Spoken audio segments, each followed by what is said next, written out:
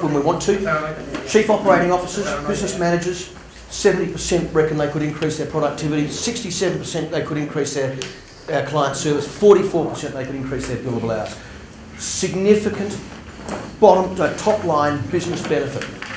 Improved decision making from these guys, increased productivity, improved communication within the organisation. 70% of the staff reckon that could happen. Increased business performance, better intelligence. So significant. Now, let's come back to what you guys said. When you said we need executive support. Yeah? We need executive support for these projects to be successful. The problem is, we have lots of evidence that executives just don't care. I was talking to the boys from Stats a minute ago, and basically saying that the issue is that as far as executives are concerned, how do we justify improving our information management? And what I've tried to do for you so far this afternoon is to give you some real ammunition that because those are real numbers. Those are real numbers from real people that have said this is what it's costing us. So how do we go about getting the executive to pay attention, particularly if they're old and crusty like me and they don't want to know? Right? How do you make this happen? So what we wanted was empirical evidence. So what we did was, just saying to the boys that we got together with the University of South Australia and we decided to run a project looking at what are the barriers to effective information management and what are the implications of those information management practices. And basically we started off by saying, do you guys have any information that's any value? Now, I can't tell you exactly who this is, but it is one of the Boeing companies, right? They make some pretty interesting stuff. And I said to the Chief Information Officer, I said, mate, do you have any information that's of value to you? And he laughed and said, James, you're an idiot. We've got some amazing stuff. The Taliban want to shoot this stuff down. Lockheed Martin wants to reverse engineer it. He said, we've got some amazing stuff. I said, you must manage that pretty well. And he said, James, you're an idiot. We don't manage it at all. And I said, that's curious. I said, why is that? He said, James, the war zone, and these guys make serious war equipment. The war zone is inside this organisation. We have a poisonous culture, and nobody, least of all me, is going to put their head above the parapet to do a difficult, nebulous, enterprise-wide information management initiative because they're just going to get it shot off. He's not there any longer. Right, so this stuff is difficult. This stuff, we were talking earlier about the difficulty in getting very senior management who are set in their ways to embrace this sort of thing. So what I've tried to do today is to provide you with an irrefutable argument that says, think about it this way, shoot holes in it if you can. I've never had anybody, chief executives, chief financial, I've never had anybody be able to shoot holes in this argument. It holds water. It is compelling. So I want to show you what came out of the research. So with the University of South Australia and we wanted to find answers to this stuff. So this is what we did. This is a proper academic research project. This is not a bunch of grubby consultants banging on about how good they are. It is ethics approved, it is peer reviewed, we publish in A-level journals and we present in and publish in A-level conferences and in their proceedings. The three principles, it has to withstand academic rigour.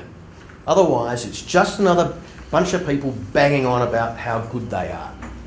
It has to be unique. There's no point us doing this if it's already been done. And lastly, it has to pass the so what test. It has to be of business relevance. It has to add value.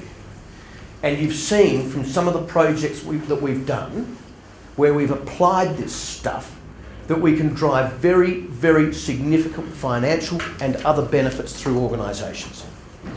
So there's a bunch of people we've been working with, and we've worked with some pretty amazing people, and still are. This is just a tiny proportion, really, of the people we're dealing with. As you can see, most of them are C-level, and what we're simply doing is asking them the questions that we asked. Do you have information? So we built it so you saw it was built in the stages. Each one of those stages is a go, no-go gate. So we said, the first question is, do you have information that is of business value? They said, yes! If they'd said no, well, that's the end of the project. Do you manage your information as well as you could or should? No. Okay, so we go to the next step. Why do you not manage your information as well as you could or should? Right? So just coming back to that. So this is the problem. This is, do you have information and is it of business value? Are you managing it well? Well, why not? And then the benefits you've seen where we've started running this survey, where we ask the question about what does it mean to your organisation. So this is where this $20,000 per person per year comes from. And then out of that, we want to be able to build, and we already have started building a methodology and a maturity assessment for how to look at this stuff. So really tangible business, tangible stuff that is adding to the global body of knowledge. Now, there's a whole lot more here, but I want to get to the exercises. So what we found. So what we did is we got all these people telling us all of these things, and then we said, oh, well, do these things fall into certain categories? And yes, they did. There's a lack of awareness at executive level that information is a business issue. Right? Otherwise, they wouldn't be releasing job descriptions for records managed that include buying the milk. So we said to a bloke called Richard Carroll, who works for a mob called, it's my tongue. I'll come back to it. Anyway, it's a 20-country, $4 billion transport and logistics firm. We said to Richard, so what have you been up to? He said, I've just done my MBA. Brilliant. Round of applause. What did you learn? He said, I learned everything. I learned about governance. I learned about risk. I learned about strategy. I learned about marketing and IT and sales and finance and HR, everything. What did you learn about information management? Nothing. Not a single word. And around the world, there are very few institutions that are doing this. There's a mob called the University of Arkansas at Little Rock, which is doing some pretty interesting stuff. But basically, there's not much.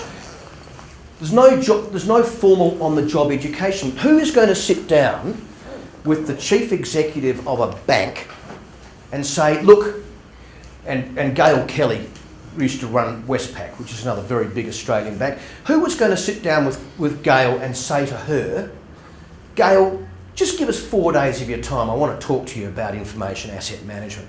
Was that ever going to happen? No, of course not. And that's why you've got organisations like National Australia Bank happily appointing a brand new, shiny chief data officer who is fully 4 levels below the chief executive. I mean, Tanya is not a chief anything. They've set her up for failure. And it's a disgrace. There is a lack of governance, and I've talked at length about the governance. And I'm going to bore you some more with that. It'd be great.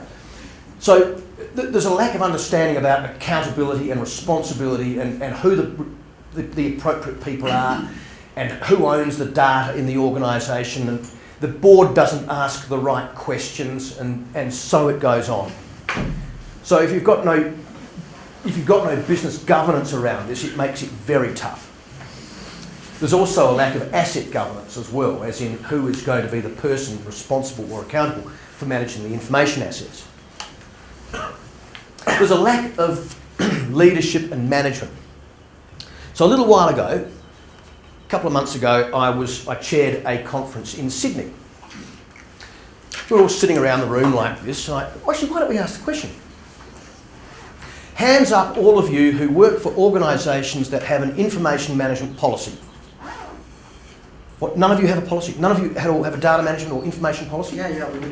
Yeah? Only two organisations have an information policy. 3, 4, no, 5. Wow. Every single, in this conference, every single hand went up. Every single one. So I said, all right, that's brilliant. So how many of you work for organisations in which that policy is diligently enforced, with good behaviours, good information behaviours being rewarded and bad information behaviours being punished? Not a single hand went up. So what on earth is the point of spending all that money to develop an information management policy that sits on the intranet gathering dust until the end of time itself? Pointless. Absolutely pointless. So we need to do stuff about this. I want to tell you another great story. We did a piece of work for a little mob called the Independent Pricing and Regulatory Tribunal in Sydney. And we did exactly this for them.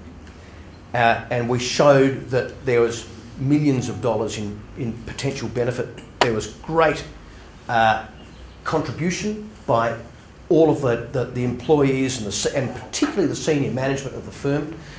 And the executive was sitting around. It was brilliant. The executive was sitting around and they were saying, do you know, the New South Wales government is imposing a productivity dividend, and it goes from 1.5% in July 2018 to 2%. Now, a productivity dividend means budget cut. So every year, instead of cutting budget by 1.5%, they've got to cut it by 2%. They could see that they had a 20% business performance potential improvement. And one of the senior managers said, do you know, we can meet that productivity dividend 10 years in a row. He said, no other agency in New South Wales government is going to be able to do that. And then they said, okay, so if we were to argue for a 20% increase in annual budget, this is the chief financial officer speaking. She said, how long would that take us? They said, it'd take us months to put that together. And she said, and what chance would we have of getting that business case accepted? None whatsoever. She said, this is cheap money. This is cheap money. And then one of the other executive directors said, you know, I spent some years of my professional life working in a consulting engineering firm in London, and we had an information management policy, and if anybody was seen to be not adhering to the policy, it was instant dismissal. Instant. Out the door, straight away, gone. And one of the That's the only way. It's brutal, but you know, if you care about, you wouldn't do it with your money. So why do you do it with your information? And one of the other executive directors said, "Oh, we should have that in this organisation," but they're a government department and they can't do it. Anyway, so this stuff is really important, but I'll come back to that. Justification is seriously tough. So, you know, so the benefits of when you improve your business performance through whatever means, how do you disentangle the improvement that has been delivered by information? You know, other priorities prevail. We're not managing it as well as we could or should, but again, the organisation's still going, we're still making money. Why should we bother? Inefficiency in some organisations is rewarded. So if you're in a law firm, as an example, or perhaps a recruit. I've got a mate who runs a very successful recruiting company, and I've got to say, I'm just a little bit jealous. This bloke drives a McLaren. So, yeah, a McLaren. It's $1 million worth of motor vehicle, and so he has done quite well. I said to him, so Mark, what if I were to help you reduce the amount of time you spend on each of these, appointments and so on? He said, James, do you know, we get paid on time, and if you're going to reduce the amount of time I spend, you reduce my revenue. That's not good. So, and lawyers think like that as well. So I said, so if I was able to show you what on average it takes you to appoint somebody, and that's the charge, you say, okay, so it's going to take me, on average, it's going to take me so many weeks to do that. I'm going to charge you $20,000 to employ a salesperson and $50,000 to employ a chief executive. What if I were able to say to you, that's what the price of your services are going to be, but you can halve the time that it takes you to do that work and thus double your profit? He said, James, you have my attention. It's really significant, isn't it? So, and largely things, enabling systems and practices. We've got a client that is a university. They have 4 different definitions of the term student commencement. 4 different definitions of the term student commencement. How can you run a business like that? The accounting practices. You cannot, at this stage, certainly in the US under the GAAP provisions, you can't crystallise, you can't capitalise your information assets and bung them on the balance sheet. And a mate of ours called Doug Laney, who I've mentioned before, and I'll show you some of his work in a minute, basically said, if we could do that, our problems as information managers would be gone instantaneously, because suddenly the executive would pay attention. So I'm going to just skip through. What I'm going to do is just take you through some of the quotes. I'll do this fairly quickly. People confuse information management with information technology. It's not. And I tried to make that point earlier with the difference between the infrastructure and the delivery mechanism and the content management. So this is coming back to the chair of the board of a financial institution who didn't want to participate in our research because she didn't know anything about information management and she didn't want to be involved. So James? Yo.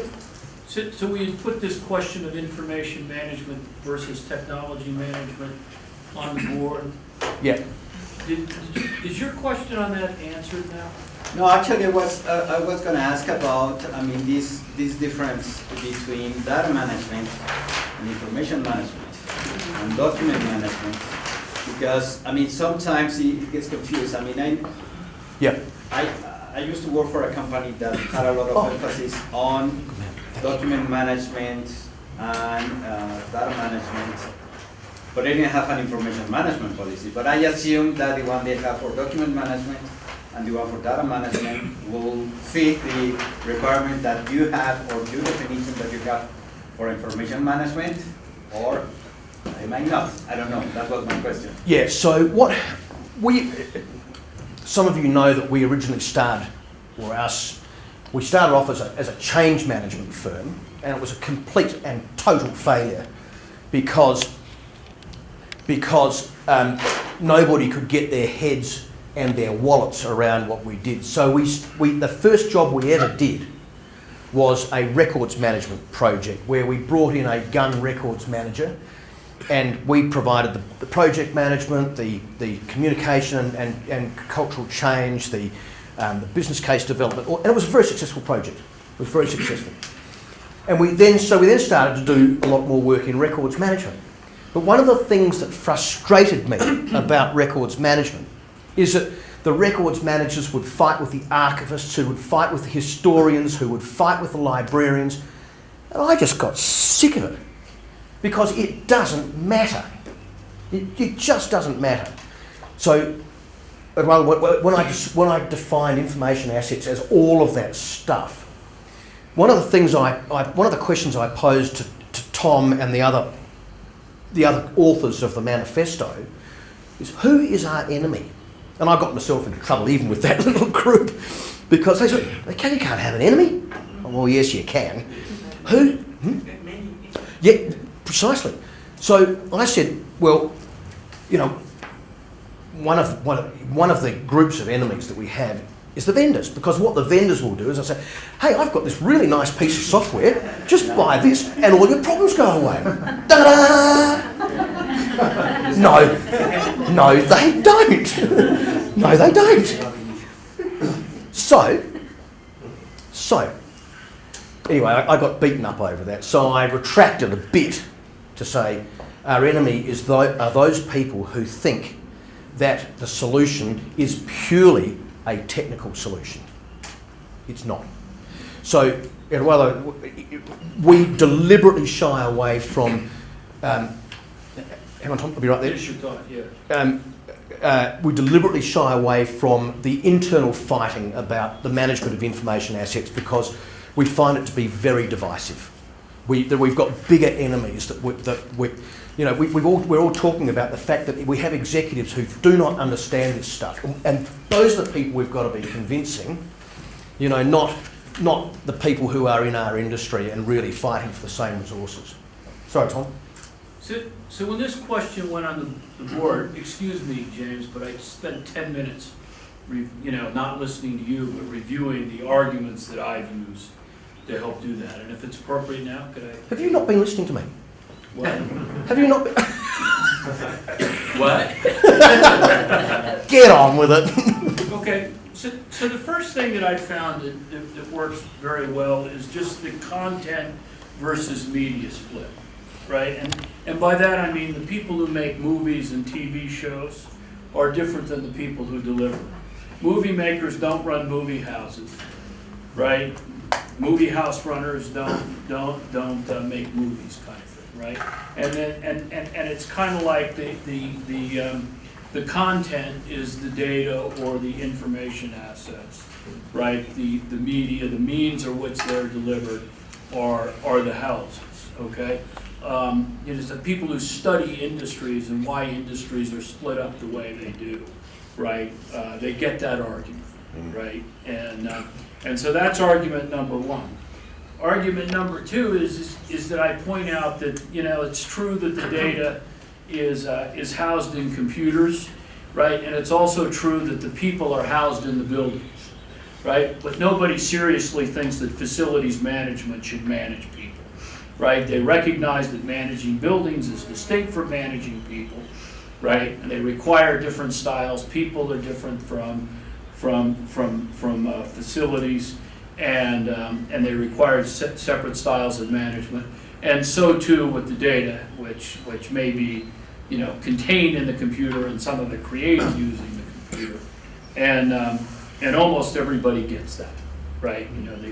They get that split. The third argument is simply the value of your laptop, right, versus the value of the content on the laptop. And virtually everybody recognizes that their laptop, after they've had it, for about 6 months, is worth nothing, right? Literally, but nobody wants to lose their laptop, and it's because of the data on the laptop and the movies and things like that. And the fourth argument I give is the plumbing analogy. So if you have dirty water, you don't call the plumber, you call the water company. Right? I mean, the water is separate from the means of delivery of the water, okay? And they're run by different people, right? Plumbers are one thing, the water company is something else, okay? And so again, the means of delivery and the thing that is delivered are distinct.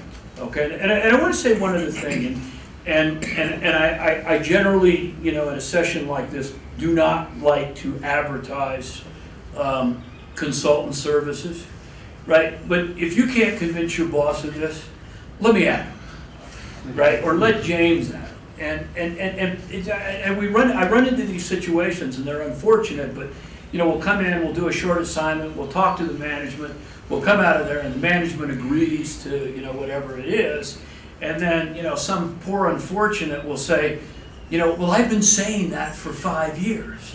I've been saying that for 5 years. We just paid you a lot of money to say what I've been saying, and my response back is usually, yeah, but they listened to me, right? They listened to me. I just saved you 5 years of going through the same thing, right? And so there is an element. It's not just the message; it's who's delivering the message, and who is trusted to deliver this message. All right, and so I mean, there's maybe 20 people in the world who are capable of having an extended discussion with any senior management team, no matter how recalcitrant. Okay, and most of them aren't, right? I mean, every senior manager I've gotten has gotten this message really, really quickly. It was just simply like the right analogy. Boom, they get it, right? But so again, I mean, I excuse this naked advertisement, right? But this is one thing that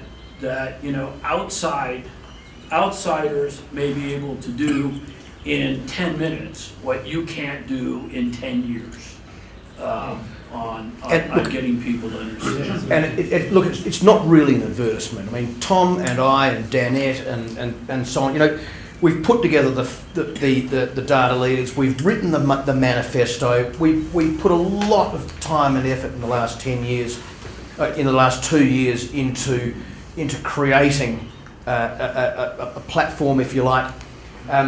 We do it because we genuinely care, right? We really care, and I'm sure I can speak for Tom when I say use us shamelessly.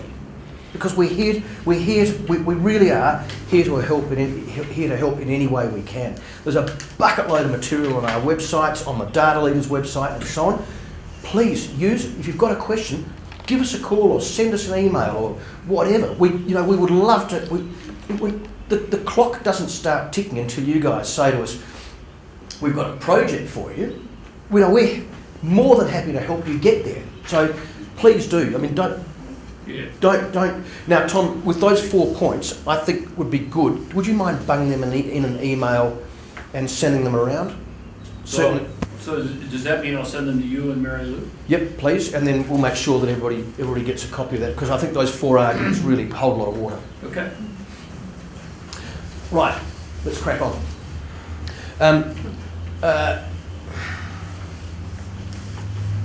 Yeah, this is an interesting guy.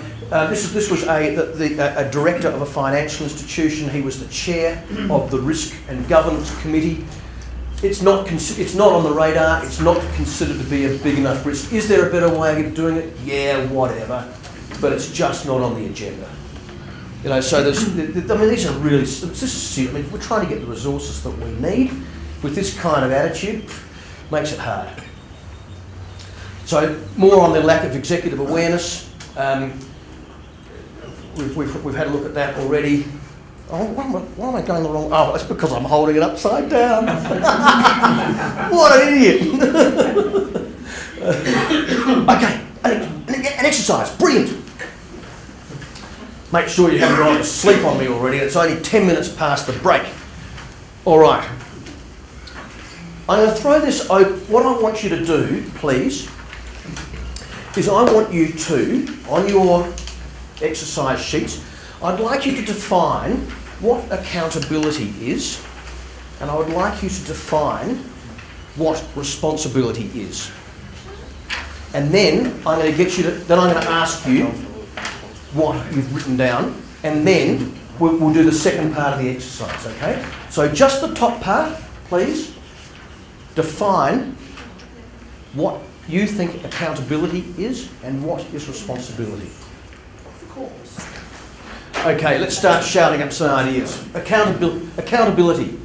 Can anybody define accountability for me? It's a noun. Correct. It is a noun. I knew he was gonna be trouble. We're going to string him up later.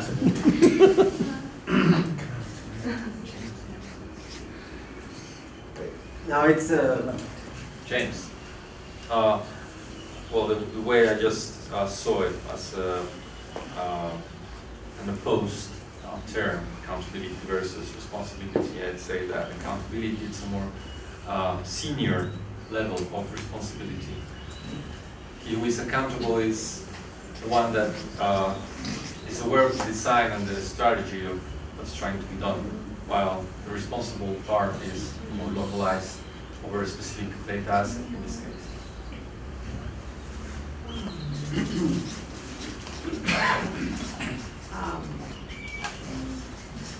Accountable is the person who actually owns a particular issue, problematic, or topic.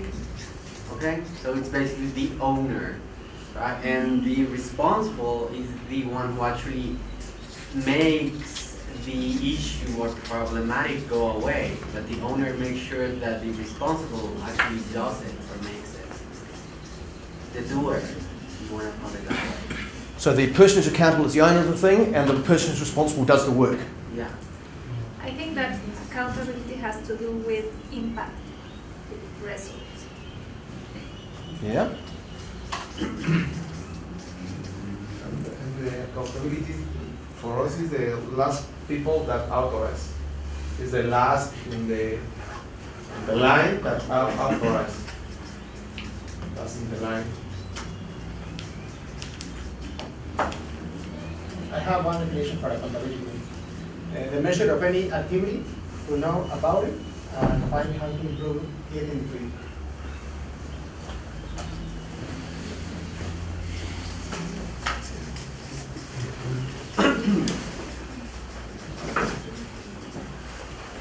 Okay. Yeah. In David. accountability, it's defined roles of who will be rewarded or punished as a result of an outcome. That's responsibilities? Accountability. Oh, accountability. Define roles. And responsibility, actions you should be doing as a part of your job functions definition. Yep. Okay. The way we think about this is that the person whom is responsible, the buck stops with them. And so we've said some good things about it, and none of this is incorrect. But last in the line, it's the buck stops with that person. They are the person whose butt gets kicked if things don't go right. Right? The responsibility, and again, this is all right. The person who is accountable delegates responsibility to those who are responsible. So now, let's think about who is accountable for the management of information assets in your organisation and who is responsible. And we've touched on this already. So the CDO would be accountable. Sorry? CDO. The CEO, CEO, Chief Data Officer. Chief Data Officer. Accountable for the information management. And what does accountability mean in this case? That he most establishes the framework that can allow the execution of the practice of information. And everything involved, hiring people or getting the right people to do whatever they need to do. And what happens if it doesn't happen? In a bank, for example, he would go to jail. Whoa, brilliant. So the Chief Data Officer in National Australia Bank, she is 4 levels below the Chief Executive. She can't do anything because she's not there, is she? She's a Chief Data Officer in name only. In name only. So this is the point. When we ask, have we got some stuff on this? I think we probably have at some stage. when we ask in this survey, we asked who is accountable, or do you know who is accountable for the management of the data, information and knowledge in your organisation? And enormous number of people said, yeah, we know, and this is who it is. Rubbish. It's just rubbish, because there's nobody accountable for the management of information assets in any of the organisations that we've spoken to. There is no such thing as a chief information officer. I mean, if there is a chief data officer, who, as you so rightly say, will take the drop from not delivering the right information to the right people at the right time, then they truly are accountable. And you heard the story about SBI General and what a successful organisation that has been. That has been successful because the board made the chief executive effectively the chief data officer and truly accountable for the quality of that data. And it improved overnight. Brilliant. So then who becomes responsible for the management of information assets within your So organisation? could you repeat the name of that enterprise, sorry? SBI General. It's the State Bank of India and Australia's Insurance Australia Group. It's a collaboration between the two. Thank you. It's a fantastic story. So who's responsible? So data stewards, for example, business and data stewards, and mostly business, I would say. Most of the people who work in the data office, if there is any. Now remember, we define information assets as all data, all documents, all records, all online content, all knowledge in people's heads. And so everyone is responsible. That's the only Everyone. way. Everyone is correct. Everyone is responsible. You get an email and it's got an attachment. What do you call it? Where do you put it? Who do you give access to? All that sort of stuff. And it just frustrates the hell out of me. I'm on a board of a university college. It's a residential college, and I've tried, I don't know how many times to say, just let's put some naming conventions in so that when you send me an email, it's going to say foundation, board, minutes, meeting, backward date, agenda or minutes or notes or whatever, so the whole thing just lines up. And yet I get this crap sent to me every time, and I've got to rename it so that I know how to find that stuff again. It drives me mad, and it's just so simple to fix.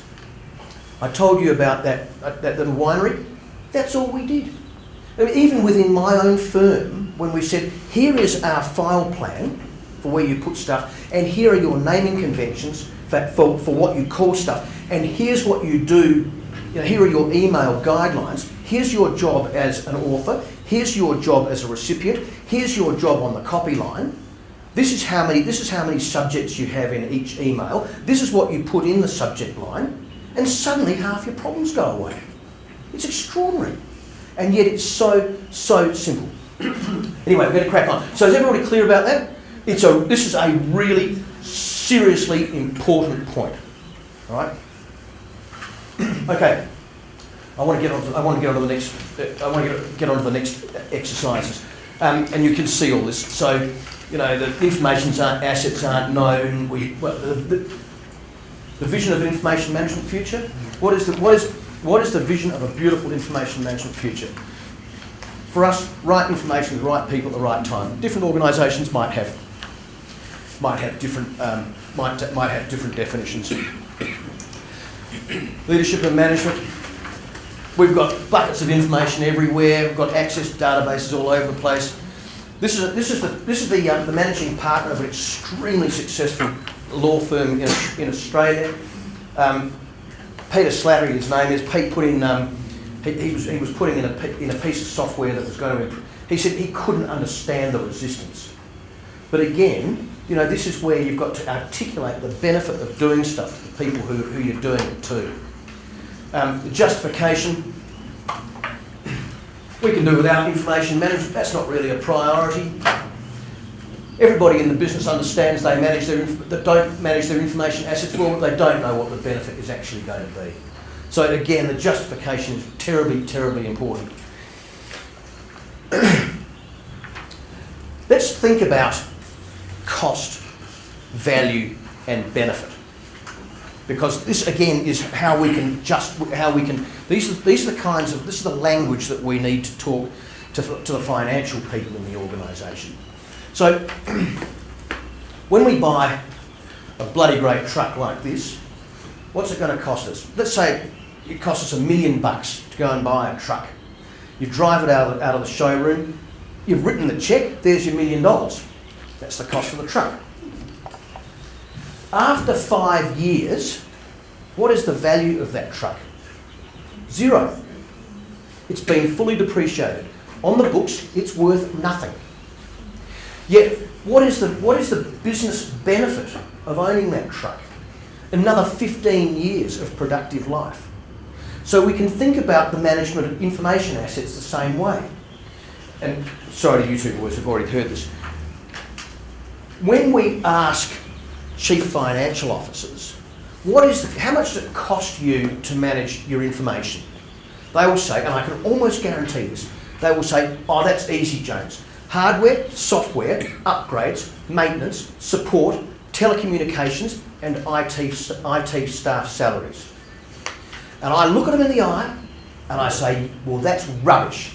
You know that's rubbish. I know that's rubbish. How much does it cost? Don't know. What's the cost of every time somebody manages an email badly, receives an email that they shouldn't have? What's the cost of that? And why aren't they measuring it? All right, so you can't tell me what the cost is. What's the value of that information? That's trickier. Partly because the value is contextual. So if you are, we've used the example of a reservoir engineer in an oil and gas company. If you're the reservoir engineer, you know the value to you of that deep, if you pardon the deep seismic data. It's your life. It's everything you do.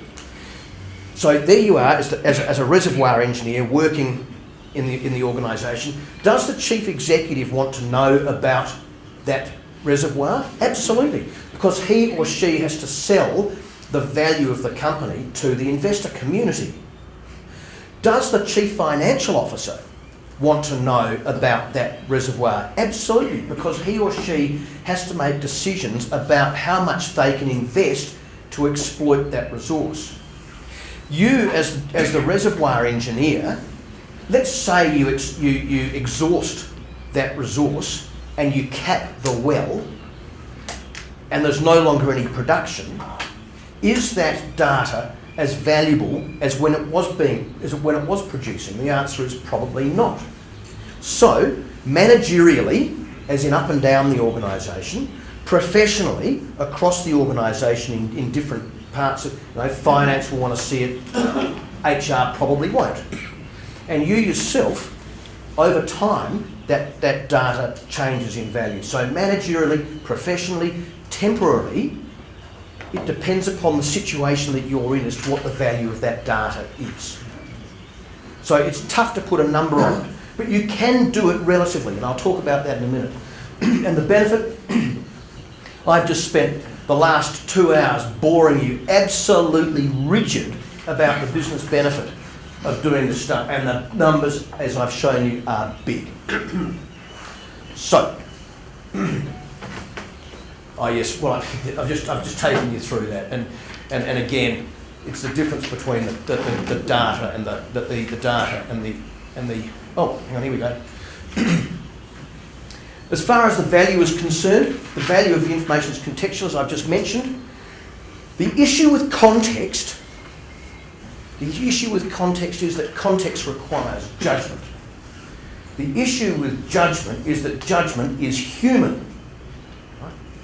And therefore, my contention is that software alone cannot do the job. This needs people to understand what the business does and the relative importance of the information assets in the business so that we can then start to be smart about how we manage those assets and we don't squander valuable resources.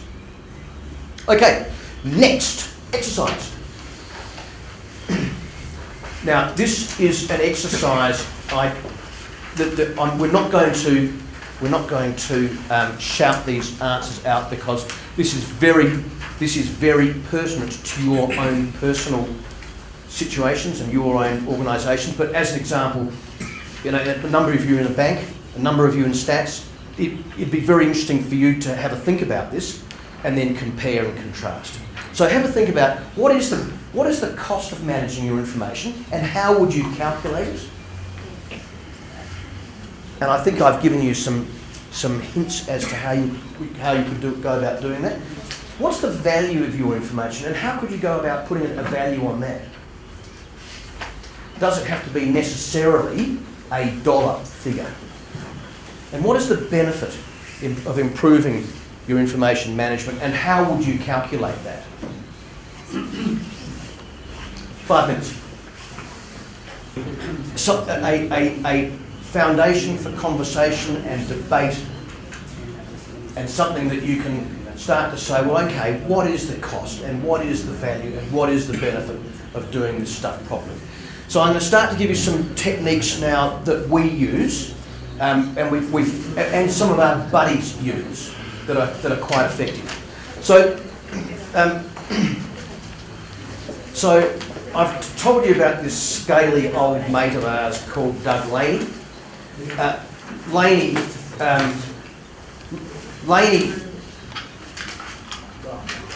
Laney's a bit of a bastard actually because I presented in California the other day and Laney said, why don't you come up to Chicago for Halloween? I don't know whether you have Halloween here. We're starting to get a bit of it in Australia, but they go mad in the US. And so Laney said, come up, we're going off to a Halloween party. And I got up there and he'd gone and bought me a Halloween outfit that when I pulled on the trousers made me look like a cowboy riding a kangaroo. There was a great line in, I think it was Animal House by John Belushi, where he said, don't get mad, get even. Fabulous. So this is Laney. Laney is the world's foremost authority on valuing information as a business asset. And he's developed this, it's in the Gartner information valuation. If you are a subscriber to Gartner, you're probably able to get hold of this material. If you're not, I can introduce you to Laney, and because he's as you can tell, he's a good mate of Tom's and mine. So, but there are financial measures here. There are 6 models: financial measures, foundational measures. He calls them leading and trailing indicators. I don't know what he means by that. But what's the cost of information if you lost it? What would it cost to replace it? If you were to sell your data, as lots of organisations do, what is the value of that data? So, as an example, there was a mob called Environment Corporation that was an insurance company. They knew a lot about weather patterns, weather observations, land use, as in what the land was being used for, what soil conditions, all that sort of stuff. And it was an insurance company that did not have a claims department. So as soon as certain parameters were breached, bang, out went the checks. Monsanto bought them for hundreds of millions, if not billions of dollars. How does data, information, and knowledge contribute to our bottom line? What is the quality of our data? And so therefore, what's the value of that as far as the integrity of that data? How good is it for driving business outcomes? As in, this is the stuff that Uber and organisations have driven, and how do data affect business outcomes and business performance? So I'm the last to say that I'm an expert on Doug's methodology, but I table it to say that there are people out there who are doing some seriously interesting work in this space. As far as benefits realisation, that's the valuation. As far as the benefits are concerned, this is a model from a mob called, this is the Cranbrook model. And so what we do here is we drive towards the centre. It can be quite simply done. So from this side here, the business strategy and drivers, what are you trying to achieve? From this side here, how are you actually going to go about doing it? So you might say, well, the business driver is to be able to communicate more effectively, to be able to access information better so that you're able to improve productivity. And here you might say, well, listen, we need to bug in, we need a tool to assist us to do it. So we're going to put in SharePoint, and therefore what we need to do is to change the way we manage our information assets within SharePoint in order to be able to get to here. All right. So what you can do is you can start to say, well, this is how we then start to realise the benefits. I don't want to go into a lot of it's the Cranfield model. It's very effective. You can do it as simply, however, as what I've shown you is what we've done. So if you want to be more prescriptive, more detailed, then you go up the next level of complexity to this. But it's still it's a really powerful tool to explain the benefit of managing information well. Tools and systems. Yeah, again, if the accounting systems don't create the ability to value information assets, then businesses won't. So now the reason why I've taken you through the findings is because what the findings provide you with is a tool. It provides you with a checklist of things to look for. It's very valuable. So what we have gone and done is we have taken the findings from our research and we have started to build it into a capability model. And I'm going to show you how we've done that. So now this is Purist, okay? This is Purist. And I'll show you a client for which I'll show you a real outcome, and you'll see that whilst the thinking is here, there are some practical imperatives that you need to pay attention to. So when Tom and I were talking about this last night, I put this up and Tom said, "You're an idiot, James, that's not going to work." So he's probably right. So what the first thing we do is we do a current practices analysis, and business impact assessment. Why? Because we want the evidence of what our current information practices mean to our business. So this will tell us what we're doing and what the business implications are. It's very, very powerful. So one of our clients is a records manager. You know, she has 7 people in her team, 7.5 people in her team. Some of the tasks in her team, in the job descriptions of her team include, right, this is 2,500 staff in this organisation. Some of the tasks include filling photocopiers with paper, answering telephones, and removing staples. What sort of value is that adding? None. And yet that's what their job is, right?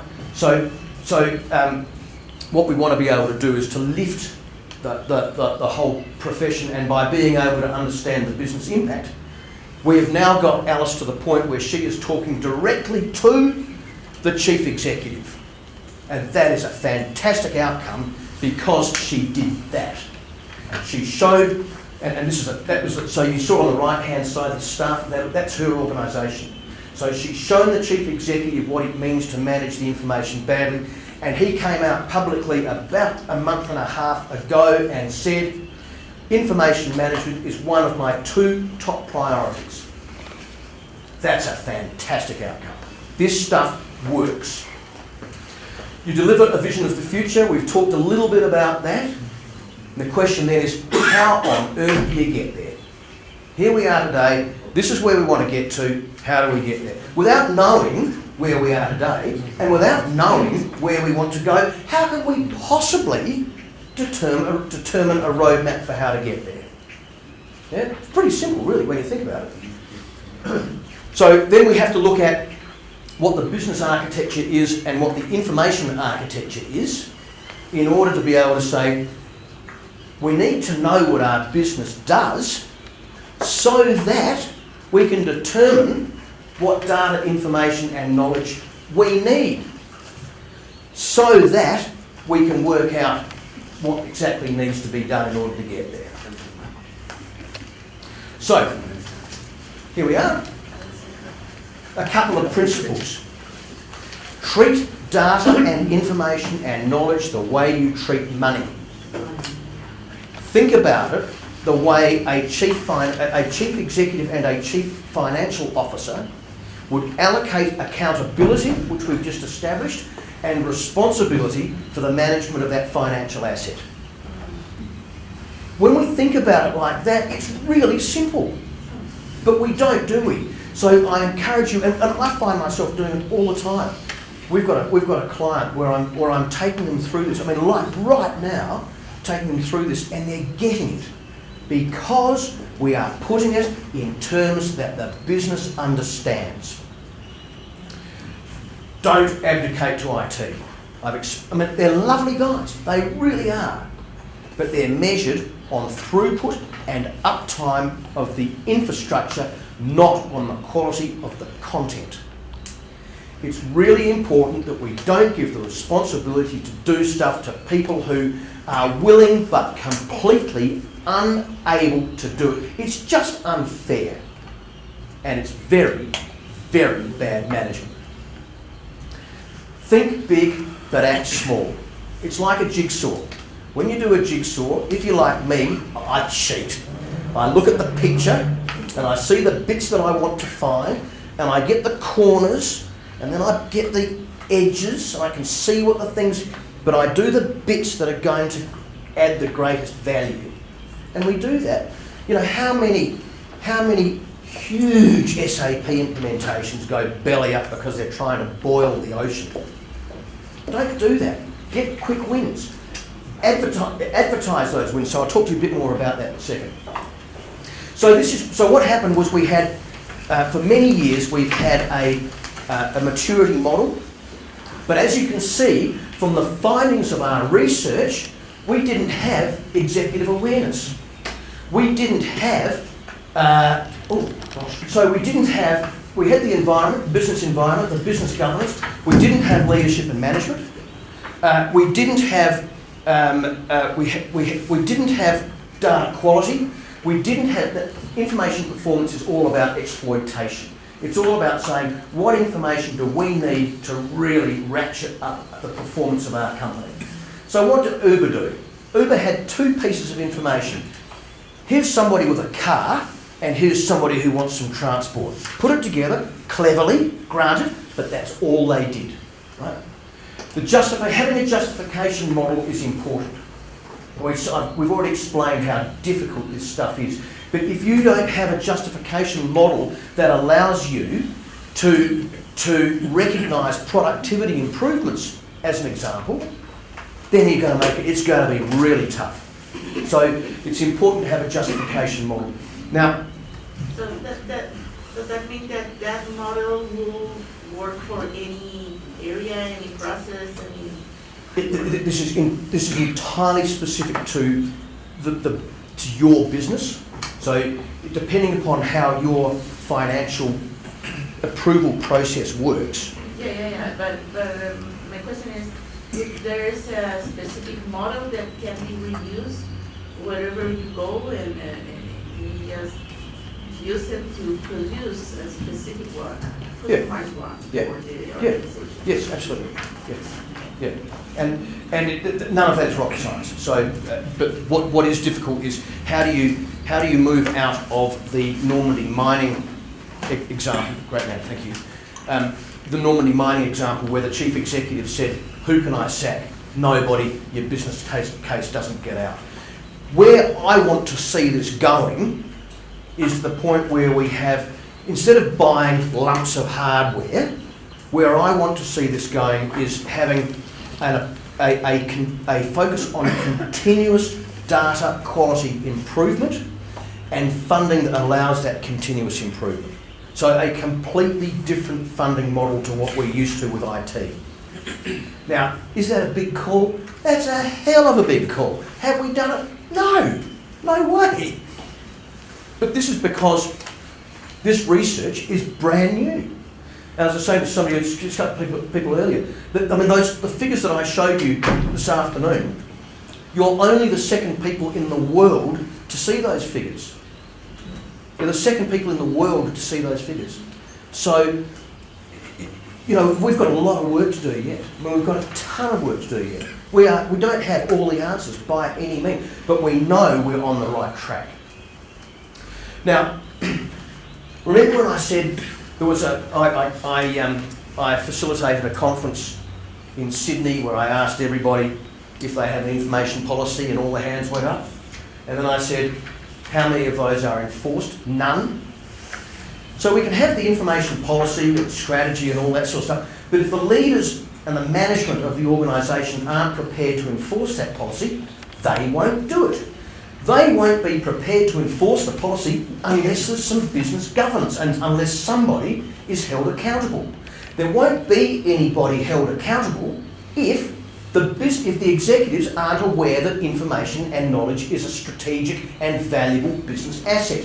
They won't be aware that it's an asset unless they can see what the benefits are going to be. They won't see what the benefits are going to be unless they can see how they can justify it. And there's an established methodology for justifying these investments. They won't have a justification model if there's no attitude towards exploiting the information assets in the organisation for business improvement. They won't be able to exploit the information of the organisation if the information attributes, if the information, the data quality is poor. The information quality will be poor if you have poor information behaviours. People not adhering to things like naming conventions and email guidelines and filing plans. It's as simple as that. So, and of course, people will, if the information systems aren't easy to use, they will create workarounds so their behaviours are poor. So you can see this can either be a virtuous spiral where the organisation just gets better and better, or it can go the other way. Right? It is a spiral. So what we do is we've built a question set that interrogates each and every one of these domains. And this, as I said, this stuff is absolutely brand new because we've only just incorporated out of the findings of our research. So again, I'm so proud of this and so pleased to be able to explain it to you today. So, got a few minutes left. Why don't we have an exercise looking at, we've talked about the barriers, we've talked about the 10 domains. Here are the 10 domains. Have a go, just quickly, 5 minutes, because we are running out of time. It is now, we've got 20 minutes left in this, and I've still got a little bit to cover. Have a go.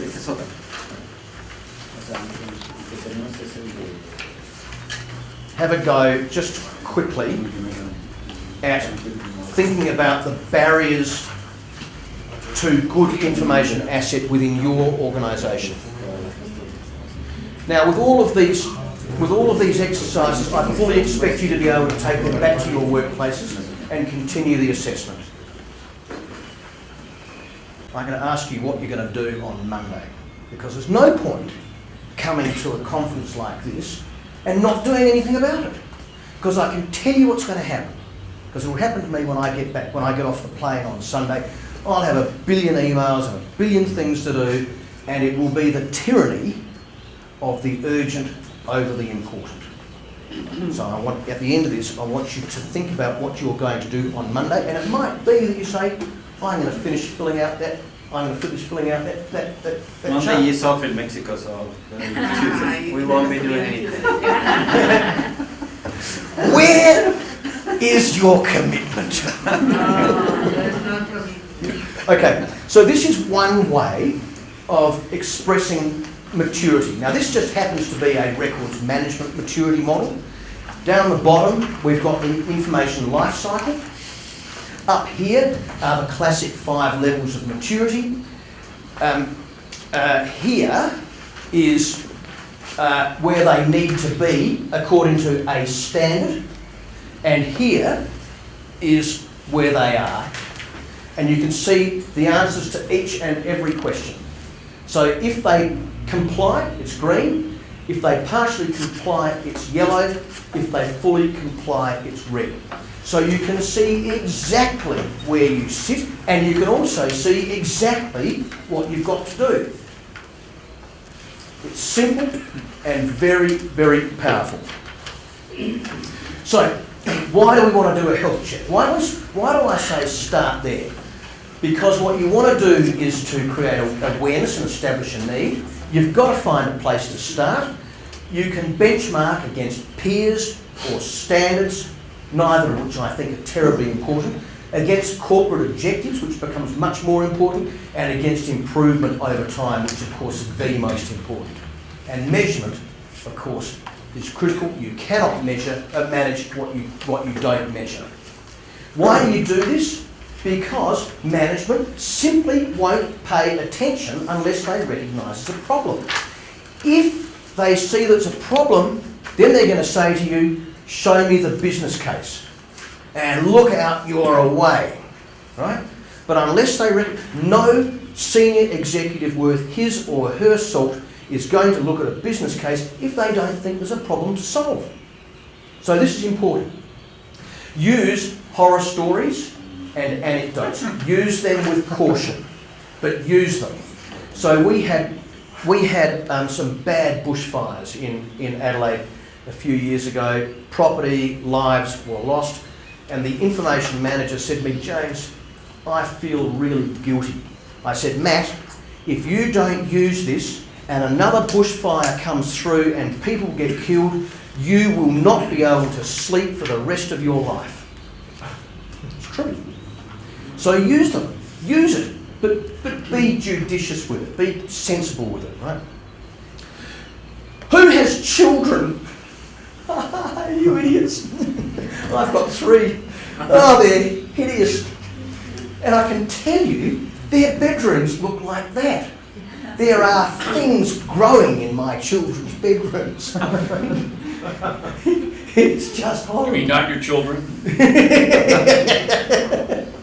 Whose office is like this? Whose office is like this? Mine's not. Beautiful. So we need to we need to use analogies. This is what good information looks like. Now this is my. When I said to the crew, to my firm, look, I want you to use this filing plan and these naming conventions. You can't see this, but here is Santos, DMF project, stage 2, blueprint, draft A, ... draft B, and they just line up. It's just so easy. Here's the budget, backwards date, draft done, and when it's published, it becomes a version. This stuff is really easy to do, and we can find anything. When we don't have any smart technology to help us, we just have smart practices. That's all we have, and it works. So you can drive enormous benefit by putting in simple measures. This is a roadmap of a real client.